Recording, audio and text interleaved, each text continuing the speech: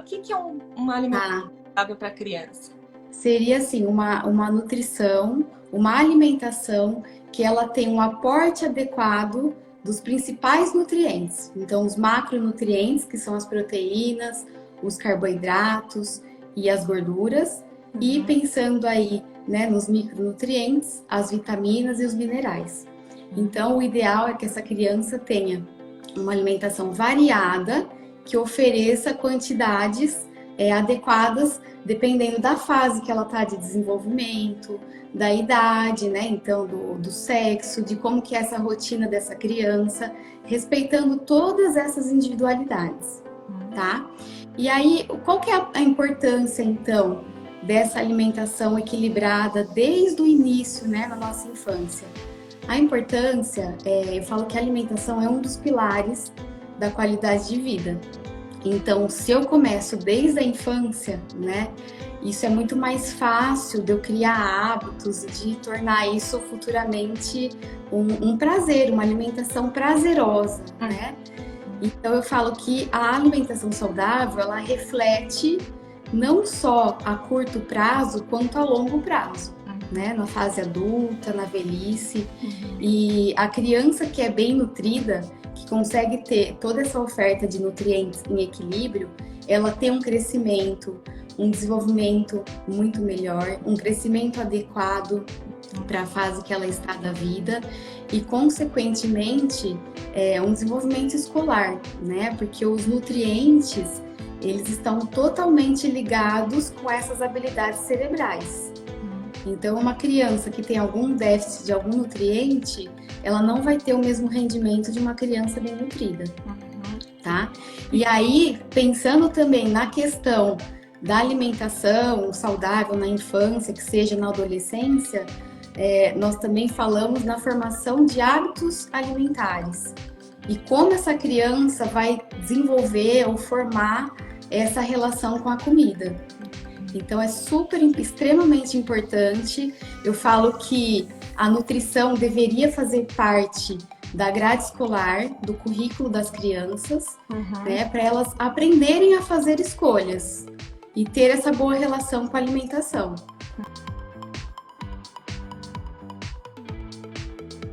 As crianças também hoje em dia, todo mundo fala, são hiperativas. A alimentação reflete nisso, né? Toda essa, não consegue se concentrar. É lógico que hoje em dia a gente tem muitos estímulos, né, para essas crianças, mas a nutrição é totalmente importante. Eu falo que a gente é o que a gente come, né? Essa frase é super verdadeira. As crianças também. E o que você E tudo começa na infância. E o que você falou de hábito também determina o comportamento, né? Porque, como você falou, a criança mais agitada, às vezes tem uma dieta que é muito rica em açúcar constantemente. Não foi um episódio. Eu vejo isso com os meus filhos quando vai para alguma festa, tem brigadeiro, né? Tem o bolo. Aquela noite é a noite mais agitada deles. Mas isso eventualmente É difícil. sabe que tem que... É difícil fazer eles dormirem, é difícil para chegar e acalmar as energias. Por quê? Porque o consumo foi alto de glicose. E glicose gera energia, então é isso mesmo. A gente percebe assim nitidamente, quando tem um consumo maior de doces, eles ficam mais agitados mesmo.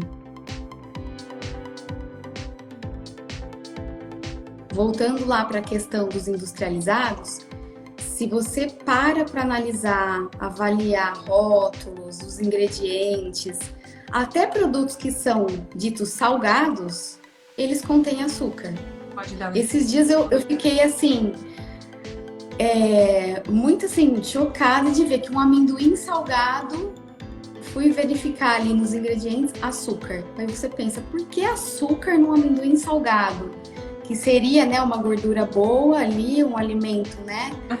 Por que açúcar? Então, a gente tem que tomar sempre cuidado para não cair nessas armadilhas, né? A gente já... E aprender como nós vamos falar um pouquinho mais para frente, né? A como eu consigo interpretar ou selecionar um alimento sendo saudável ou não. É uma pegadinha ali da indústria. Então...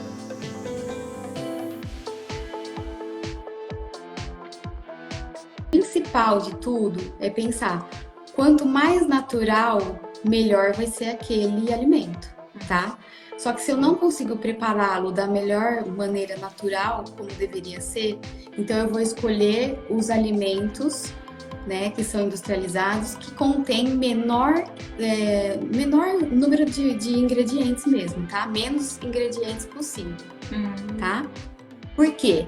A indústria, ela vai adicionar vários ingredientes para trazer a questão da consistência, da textura, da palatabilidade daquele alimento para se tornar mais gostoso, mais apetitoso.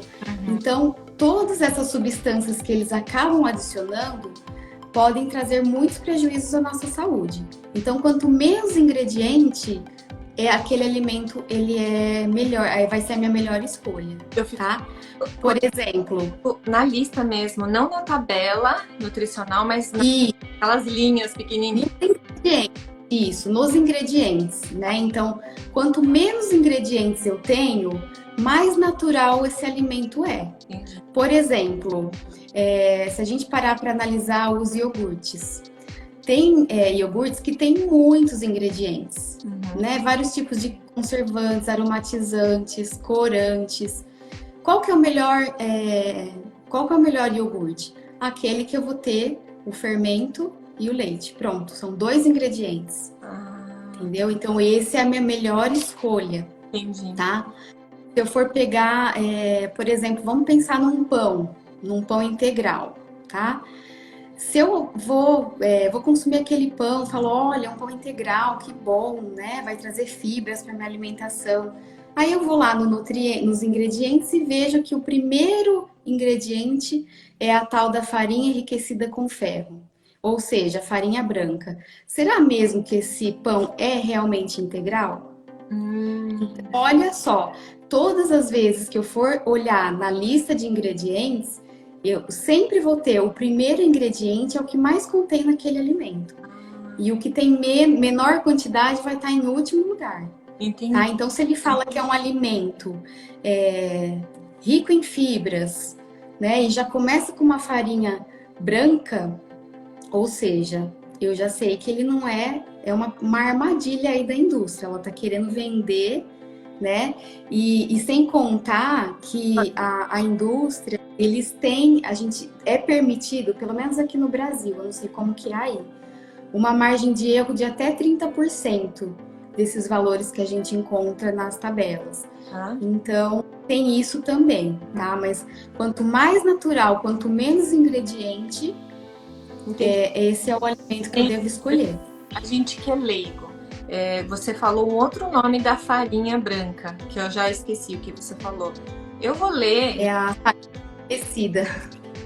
Como é que é? Com ferro. Farinha enriquecida com ferro. Olha. E ácido fólico eles colocam, tá?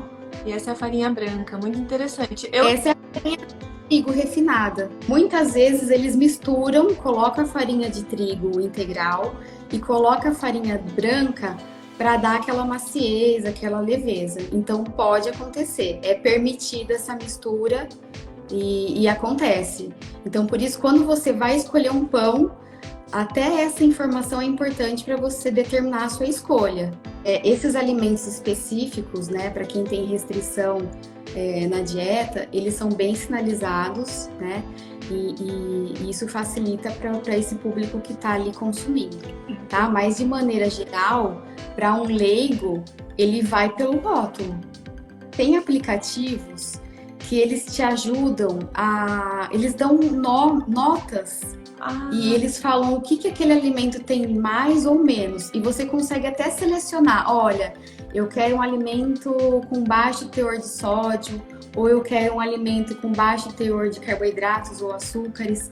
E ele vai te dando essas avaliações e dá até assim, olha, muito ruim, péssimo. Ele já faz essa avaliação, tá? Eu uso esse aplicativo. Aqui. E aí, desrotulando, chama.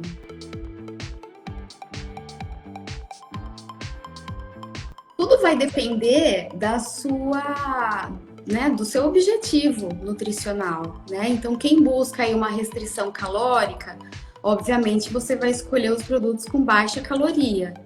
Quem busca uma refeição é mais rica em proteínas, obviamente você vai escolher o que tem mais proteína, né? E assim por diante. Então, no caso dos diabéticos, a gente sempre tá ali, não é só a questão de não conter açúcar, né? Nós temos outros ingredientes que têm o carboidrato que vai ser transformado em açúcar. Então, não é só eu avaliar, não contém o ingrediente açúcar, mas ele tem carboidrato. Então, eu preciso escolher um alimento que tenha menor quantidade de carboidrato para evitar o impacto na glicemia. Então, assim, vai depender muito do objetivo de cada pessoa na escolha também, tá?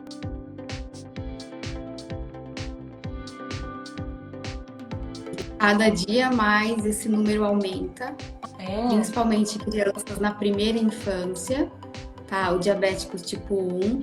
E essas dúvidas são recorrentes, porque nem sempre aquele alimento que se diz diet, zero açúcar, vai ser a melhor opção.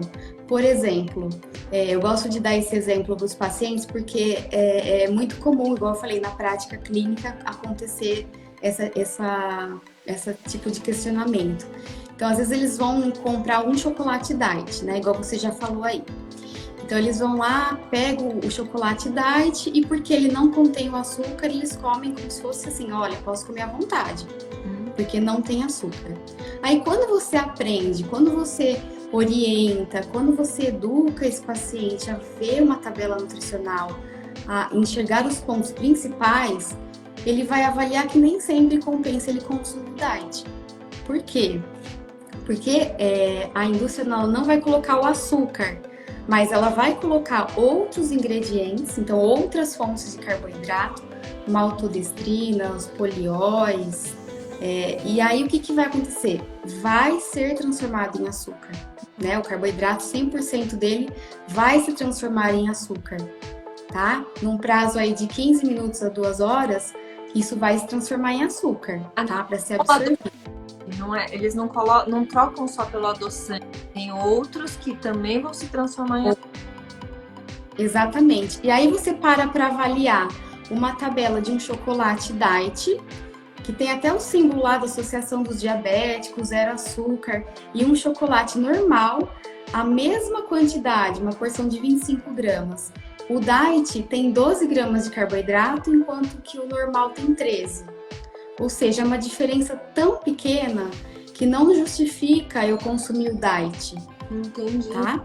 E aí, se você for avaliar a questão das gorduras, né? Que a gente sabe que as gorduras são fontes, elas têm vários papéis, né, no nosso funcionamento do organismo, mas gordura em excesso também não é bom para ninguém.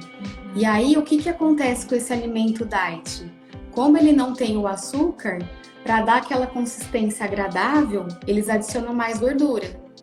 Então, aí se você for avaliar a diferença, um diet vai ter ali quase 10 gramas de gordura e o normal tem 8,8. Já é uma diferença considerável. Né? Então, nem sempre o diet vai ser a melhor opção. Entendi. Principalmente para as crianças que não têm nenhuma restrição de carboidratos e açúcares. Perfeito. Eu posso consumir, melhor eu consumir uma versão aí, pensando nos chocolates, com uma porcentagem maior de cacau, né? Não aquele chocolate ao leite, ou aqueles chocolates cheios de gordura hidrogenada, que a gente percebe assim na gordura no céu da boca. Mas é melhor ele consumir esse chocolate com uma porcentagem maior de cacau e ir acostumando esse paladar, né? Não aquele chocolate muito doce, do que eu oferecer para ele um chocolate diet que tem um adoçante, parece inofensivo, mas ele tem praticamente a mesma quantidade de carboidrato. E essa é uma informação que poucas pessoas sabem, e quando chega no consultório, que eu mostro as tabelas, que eu mostro essa diferença, elas falam, nossa, então é por isso que eu como minha glicemia, né, para quem é diabético, estoura, porque realmente eu tô trocando 6 por meia dúzia. Com certeza. Entendi. Então é importante saber para poder fazer as melhores escolhas.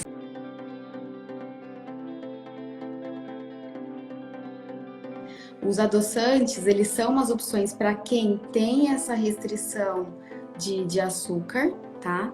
Então a gente fala, tem uma restrição na dieta, tá? Mas eles não são saudáveis. Nós temos o stevia, que é até uma forma natural, um adoçante natural. Hoje em dia nós temos, né, o xilitol, o eritritol, que eles são adoçantes considerados menos vilões aí do que o aspartame ou o ciclamato de sódio, né? Que esses a gente sabe que eles são muito mais tóxicos e a longo prazo podem trazer algumas doenças. E a principal que a gente tem que ficar atento é que esse consumo também ele deve ser moderado, porque o consumo excessivo de adoçantes ele causa um desequilíbrio na flora intestinal, que é a desbiose. Então, se eu não tenho restrição aí na minha dieta, né, essa questão do açúcar, é melhor eu consumir o alimento na sua forma natural, ou se caso eu for resolver adoçar, que eu use um açúcar demerara, que é um açúcar, assim, vamos dizer, mais orgânico no caso, tá? Então, não é para usar adoçante porque, não tem açúcar, então eu posso usar à vontade.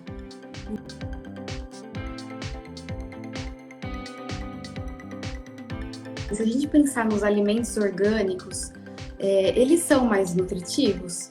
Se eu pensar naquela matéria-prima, nas frutas, nos legumes, nas verduras, até as carnes, né? Nós temos orgânicas, as bovinas, aves, peixes. Se eu for pensar, então, na matéria-prima, é legal esse consumo. Por quê? Os produtos orgânicos, eles não têm os agrotóxicos, que são super, a gente sabe, prejudiciais à saúde, os fertilizantes, os hormônios. Então, a gente sabe que isso, né, traz prejuízos muito grandes, até desregulação hormonal, né?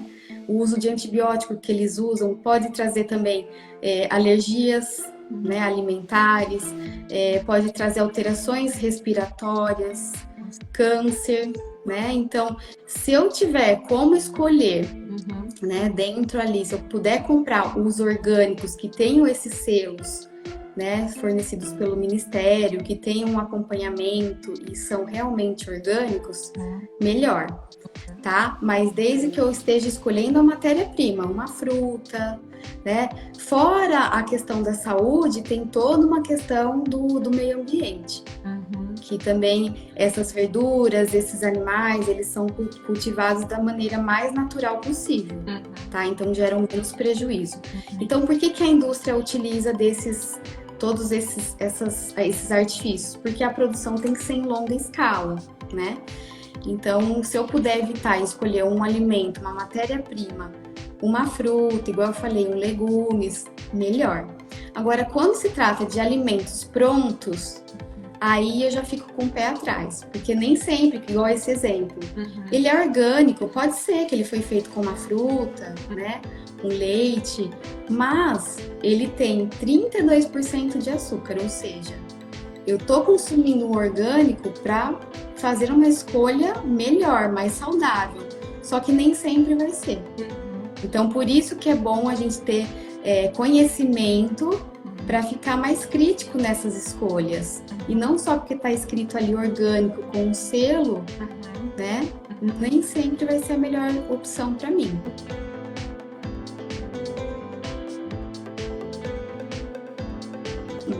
Qual que é a melhor forma de avaliar aquele carrinho que tem fruta, legumes, verduras, as carnes, alguns laticínios, né? E aí essa questão do tempo, eu acho que sempre é uma questão de planejamento, né?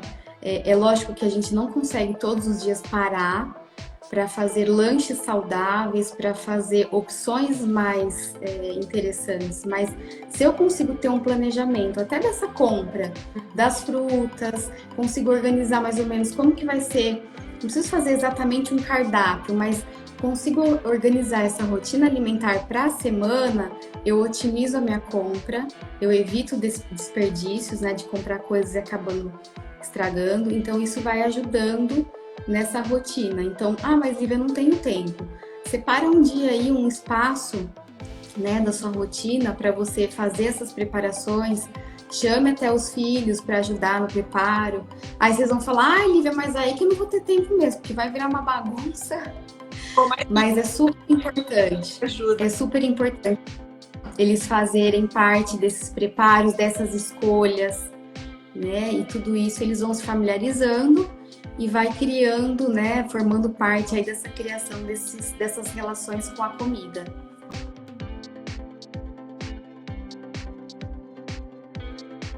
Então, se pensar nos lanches intermediários, tá? O que é importante? Aí a questão não é nem pensar na quantidade de carboidrato, né? Lógico que tudo isso, se você tiver um profissional para estar avaliando e colocando, né, esse plano alimentar para essa criança, é muito melhor, porque isso vai estar tudo adequado de acordo com as necessidades daquela criança, tá? Mas o que eu preciso pensar? Que nesses lanches intermediários também eu preciso ter a associação de uma fonte de carboidrato, que seriam aí pães ou mesmo as frutas, tá? Biscoitos, e aí a gente tem várias receitas de biscoitos saudáveis, né? Os snacks saudáveis. Tem uma infinidade aí se a gente começar a procurar. Bolos também, só feito à base de fruta, sem farinhas, né? Com aveias, e você consegue dar aquela consistência legal, molinha. Então seria uma fonte de carboidrato e uma fonte de proteína. Que aí eu posso colocar então ou algum laticínio, né? No caso leite ou iogurte, tá? Lembrando sempre na opção menos ingrediente é o melhor, tá? Ou até mesmo, né, os queijos, tá? Queijos brancos, assim, que não tem tanta gordura, seriam opções interessantes também. Isso que eu ia te perguntar do queijo. Então, seguindo a linha do que você falou de menos ingredientes, né? O queijo, a mussarela, por exemplo, ela tem muito mais coisas do que um queijo branco, aqueles queijos simples. É melhor uma fatia de queijo branco com iogurte natural. Aí assim, quanto mais amarelo o queijo, mais gordura ele tem, tá?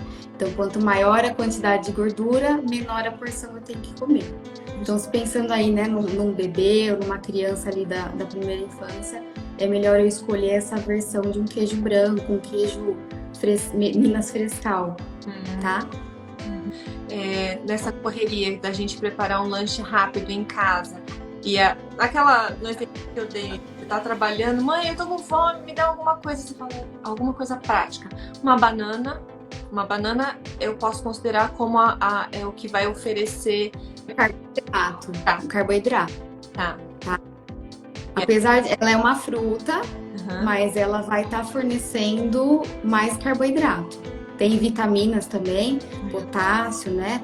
Mas ela vai fornecer carboidrato.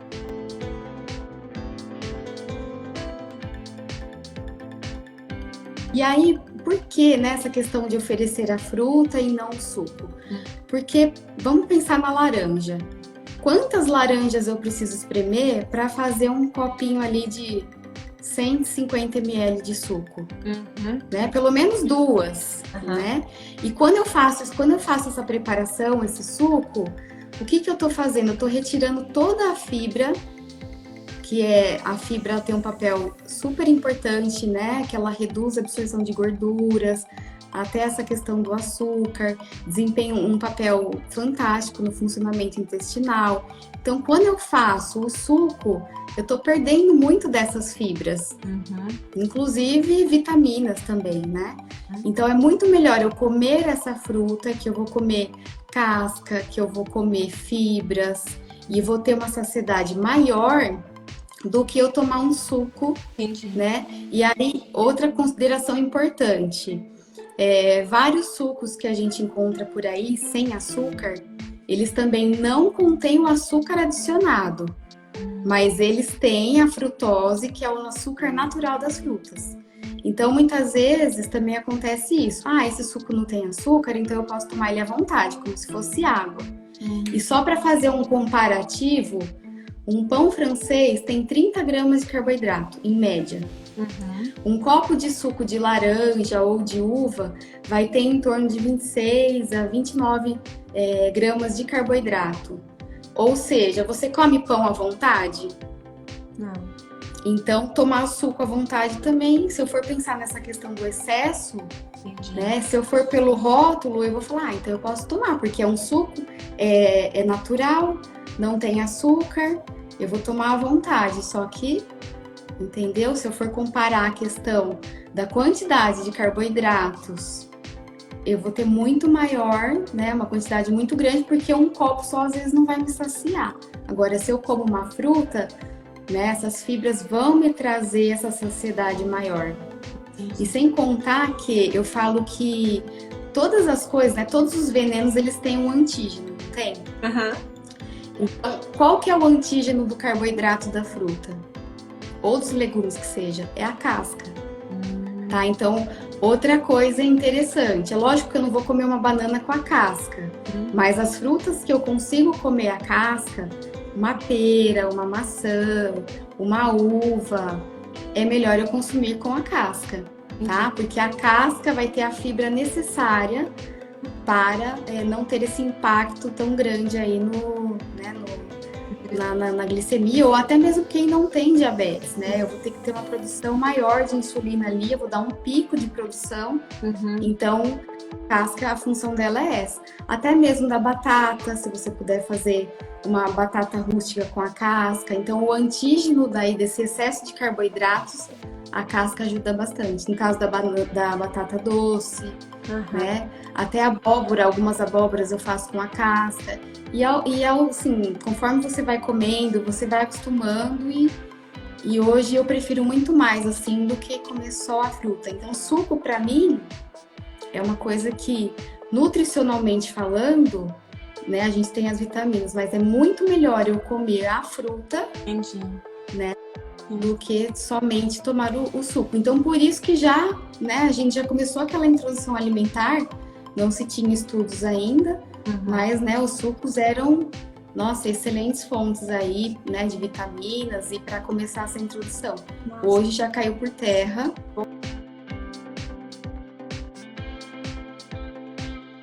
Nessa fase, você pode oferecer a fruta cozida, tá? Porque aí a casca vai ficar mais molinha. Porque aí já entra uma outra questão, que é a questão de engasgar, não ter os dentes para fazer a mastigação e triturar esse alimento. Tá? Então, para crianças menores que estão nessa fase, pode fazer cozida. Outra opção de fazer as frutas são assadas, tá? Então, tem vários tipos de fazer a fruta, não só consumi-la assim, de maneira natural.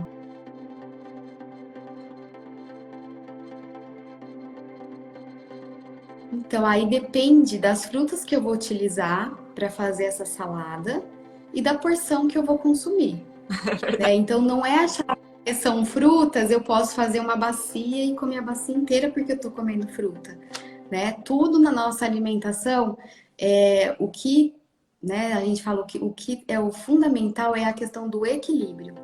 Então, não só porque é fruta eu posso comer à vontade, nem só porque é proteína eu posso comer à vontade, né? Eu tenho que ter esse equilíbrio para conseguir aquela adequação dos macronutrientes. Então, a salada de fruta ela é uma ótima opção, por quê? Porque já está ali pronto. Então, aquilo que eu te falei do planejamento, eu faço, né, a salada, deixo ela preparada e ali na minha correria do dia a dia fica fácil para eu levar. Né? Então, seria uma boa opção. Então, eu utilizo, né? Lógico que a gente vai entender um pouquinho da rotina daquele paciente, de como que é o dia a dia dele. E muitas vezes eu coloco a salada de frutas como um lanche intermediário. E aí, o que é legal? Associar a proteína. No caso da salada, eu posso colocar um iogurte, né? Eu posso acrescentar uma fatia de um queijo, comer separado. Nunca só consumir a fruta, porque aí eu vou estar consumindo só o carboidrato. E o carboidrato, como a digestão dele é mais lenta, eu vou sentir fome logo. O que traz a saciedade é a proteína. Então, a proteína em quantidade adequada vai te dar uma saciedade por maior tempo. Por quê? Porque a proteína, a digestão dela é muito mais lenta. Ela começa a ser ali metabolizada e absorvida em torno de 3 a 5 horas. Tá? Então, é importante associar essa proteína, Uma pela questão da adequação, de balancear essa dieta, e outra pela questão da saciedade. Mas quanto tempo depois da fruta cortada ainda consegue manter a vitamina nas frutas?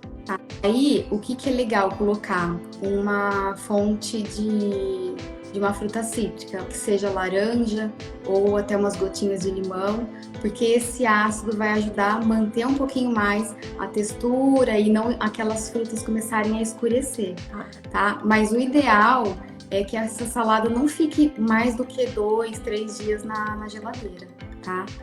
Porque aí vai ficando aquele excesso de água que as frutas vão perdendo, não fica com uma aparência legal, e até a questão de intoxicação, alguma coisa do tipo, né? Então, eu consigo aí fazer pelo menos uma vez na minha rotina para aqueles dias que eu sei que vão ser mais corridos, seja no início de semana, né? E até a questão de reaproveitamento, né? Eu tenho uma banana ali que tá madura, que se eu não aproveitar ela de algum jeito, ela vai estragar. Tem uma laranja, uma maçã, junto tudo, e faz um belo lanche. Pode oferecer, desde que essa fruta esteja dentro daquela, né, igual eu falei, adequação nutricional. Não vejo problema nenhum em consumir. Eu até prefiro que dê uma fruta do que um doce realmente, tá? A única questão eu já tô criando um hábito do paladar doce após comida, da sobremesa. Tá? Então, eu prefiro colocar essas frutas nas refeições intermediárias. Para não criar eu preciso comer, agora eu preciso de um doce, de um paladar doce, né? Mas pode ser usada essa estratégia como sobremesa. É muito melhor comer uma fruta, né, do que tomar um suco, por exemplo, durante a refeição. Tá? E como sobremesa também. Mas é interessante o que você falou. Realmente, os meus filhos, acabou a refeição. O que tem de sobremesa, mas referindo à fruta? Mas eles já estão associando mesmo. Ter uma sobremesa que fruta é uma sobremesa, né? Eles associam como uma recompensa ali, né? Uma sobremesa mesmo. Então, posso oferecer? Sim. Mas tem que também pensar nessa questão aí de criar esse hábito, né? E igual você me falou, até certo ponto a gente consegue ter acesso às escolhas, né? O que essas crianças estão ali se alimentando. Mas chega uma hora que eles vão para a escola, e aí um amiguinho vai ter levado uma outra sobremesa e ele vai querer também. Tem problema nisso? Não, eu acho que tem que ter o equilíbrio, né? Como eu falei. Nada de proibição, nada de não pode comer isso porque é doce. Só que seguir uma rotina alimentar, né? Uma regrinha, e abrir algumas exceções, porque todo mundo deve, né, ter aí uma alimentação balanceada, que vai fazer parte um dia consumir um alimento menos nutritivo, né? Mas a maior parte do tempo eu tenho que manter essa rotina alimentar, até mesmo por conta do hábito, né?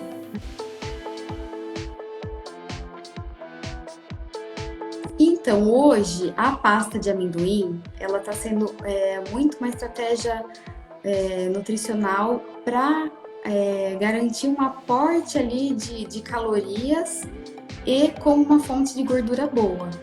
O amendoim é uma das, né, faz parte aí das oleaginosas, ele tem uma gordura muito interessante, benéfica. E o que essa pasta de amendoim vai trazer? A questão da saciedade também. Então, além da proteína, eu posso associar o consumo dessas oleaginosas, porque elas vão trazer essa questão da saciedade prolongada, porque a gordura delas é uma gordura benéfica e também tem uma digestão mais lenta. Então, a gente também costuma utilizar como estratégia, né, o que eu posso associar com essas frutas, até mesmo com a salada de frutas. Essas castanhas, né, ou mesmo o amendoim sem sal, a pasta de amendoim, que é um produto mais, às vezes, para a pessoa levar, né, no trabalho, levo ali já uma porçãozinha, fica fácil. Ou a pasta de amendoim não tem. Tem umas que tem açúcar e tem outras que não tem açúcar. Tá? E é importante optar sempre a escolha sem açúcar. tá? E ela é um pouco calórica, né? Uma colher de sopa tem em torno de 80 calorias. Então, também ela é uma estratégia para as pessoas que querem fazer hipertrofia, que dependem de um consumo maior de calorias, mas essas calorias também têm que ser de fontes saudáveis, né? Não de qualquer alimento. Então, ela é utilizada tanto para associar os carboidratos aí, a questão da saciedade, e como fonte de energia, né, de gordura boa, como também para essas pessoas que querem fazer aí um aumento de massa muscular. Entendi. Essa questão dos cereais envolve toda aquela conversa que nós tivemos dos alimentos industrializados. Porque existem cereais de qualidade, com poucos ingredientes, e existem aqueles cereais que são riquíssimos em açúcar. Tá? Que a criança come e já sai pulando. Então tem que avaliar, né, qual que é o meu objetivo. Então, se é uma criança que não tem nenhuma patologia, nenhuma restrição na dieta, né, tem fontes de cereais, inclusive granolas, né, que a gente pode fazer em casa, saudáveis, sem adição de nenhum tipo de açúcar, que aí eu acrescento frutas, que já vão ter aquele paladar doce, né? As fibras, e aí iogurtes, no caso, então seriam opções mais saudáveis, tá? Agora, se a criança consome uma quantidade muito pequena, né? E eu consumo um alimento desse, ou seja, um cereal que não tem tanto açúcar, né? Tudo bem também. A questão vai ser sempre equilíbrio.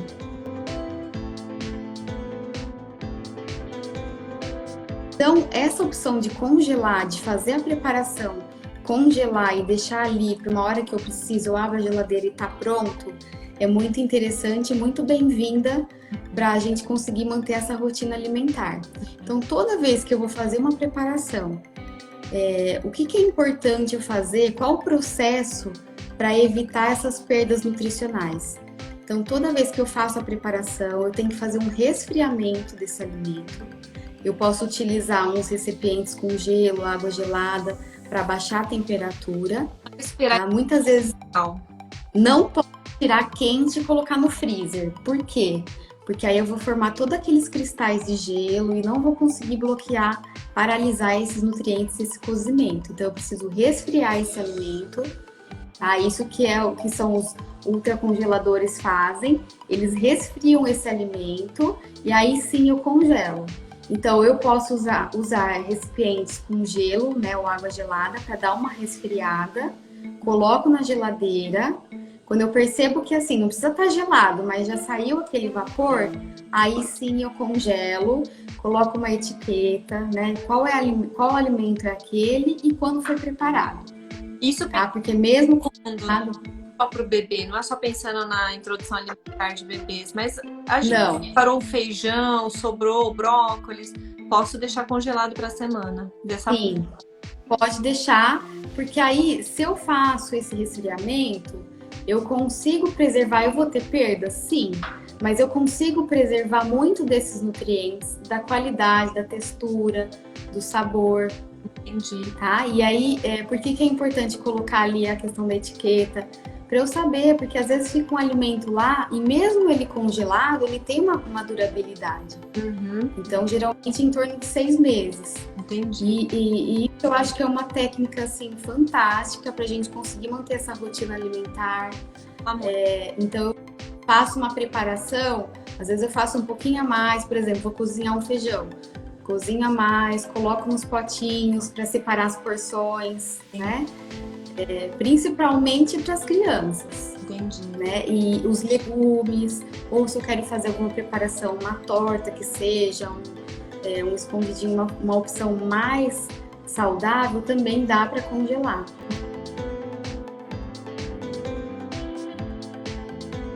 Vegetais verde escuro. Tá? Brócolis, couve, espinafre. Os vegetais verde escuro, eles contêm uma boa quantidade de cálcio e um cálcio que tem uma absorção muito boa também, tá? Um exemplo que eu uso, assim, bobinho, mas o que que as vacas comem para ter leite, para ter cálcio? Grama, verde, tá? Os vegetais aí verde escuro. Também são outras opções de cálcio, tá? E aí, se a gente pensar na questão, né, dessa introdução aí do leite, tem que ser aos poucos, tem que testar, né? E se a gente parar para avaliar, o leite também é muito controverso, né? Precisa ser um alimento que é derivado do leite ou se ela consome? Não necessariamente. Não necessariamente, tá? Pode ser um vegetal verde escuro ou se ela conseguir um derivado do leite, que vai ter também fonte de cálcio, tá? Mas nós temos, assim, uma infinidade de outras, não só os vegetais folhosos, né, verde escuro, nós temos outras fontes de cálcio, por exemplo, a aveia, tá? É fonte de cálcio também.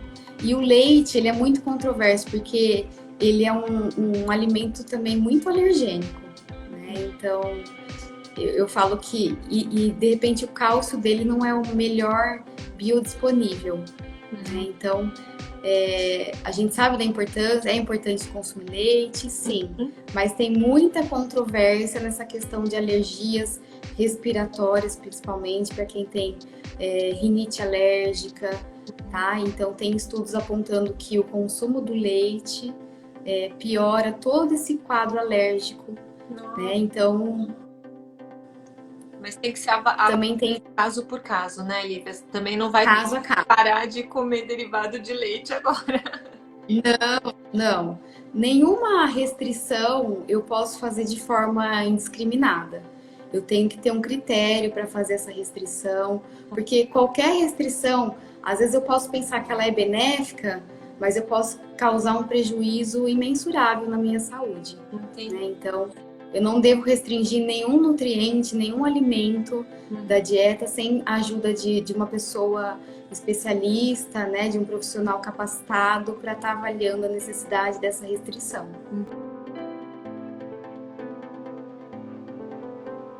Esses salgadinhos, né, que eles falam fonte de fibras, assados, tem uns salgadinhos desses que em 100 gramas, que não é nada, né? Se a gente parar para pensar, não é nada 100 gramas desses salgadinhos. Eles contêm metade da quantidade de sal que a gente precisa ter no dia. Pois. Então, pensando em opções para lanche, né? Às vezes as mães, eu vou comprar esse salgadinho porque ele é assado. Mas olha a questão do sódio, né? A questão dos laticínios. Então, lembra, pode ser Yakult, pode ser iogurte. Menos ingrediente é o mais saudável. Tá? Aqueles que vêm cheio de coisas, de atrativos para a criança escolher são os piores, as piores escolhas. Vários sabores.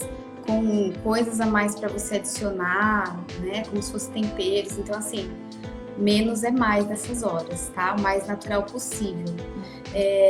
Outra coisa que você falou, da dieta cetogênica, os alimentos que são os alimentos que têm baixo valor de carboidratos, tá?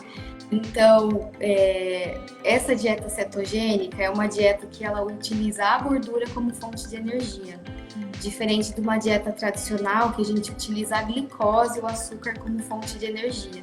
Então, o corpo passa a fazer um processo metabólico que gera cetose, as cetonas, porque ele começa a usar a gordura para manter o nosso corpo funcionando. E isso, né, traz alguns benefícios de perder gordura. Mas não é uma dieta que todos podem fazer, também tem que ter critério, lembrando da questão da individualidade. Só que é importante eu saber desses alimentos para eu fazer associações. Por exemplo, eu vou preparar uma sopa. Então, aí nessa sopa, o que eu posso utilizar? Então, eu coloco, por exemplo, um legume, uma batata, que ela é um alimento rico em carboidrato. Eu posso associar legumes com baixo carboidrato. E isso eu não preciso ser expert para saber, tá? Se eu procurar no Google tabelas nutricionais, alimentos ricos em carboidratos, alimentos com pouco carboidrato, vai ter uma lista de opções. Ah. Então aí você vai escolher uma fonte de carboidrato, então que eu posso colocar ou macarrão, ou arroz, ou a batata, ou a mandioca, ou a mandioquinha, fontes de carboidrato. Aí eu coloco mais 2 legumes, associo, né? Pensando na questão das fibras, dos nutrientes. Então eu posso colocar legumes com baixo carboidrato, que seriam esses alimentos keto, que são ou a vagem, o brócolis, a couve-flor, abobrinha, tá? Tem uma lista enorme de alimentos aí. Boa noite para todos, obrigada pela participação. E tô aqui, hein? Quando precisar, só chamar.